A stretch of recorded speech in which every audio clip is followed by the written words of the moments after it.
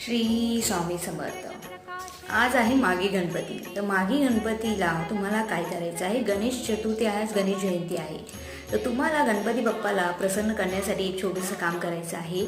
गणपती बाप्पांना आवडणाऱ्या दुर्वा यांची एक माळ किंवा हार तयार करायचा आहे आणि तो दुर्वा गणपती बाप्पाला अर्पण करायचा आहे. ज्यावेळेस गणपती बाप्पा आपल्या घरामध्ये विराजमान होतील त्यावेळेस त्यांना नैवेद्य म्हणून आपण मोदकाचा नैवेद्य दाखवायचाच आहे.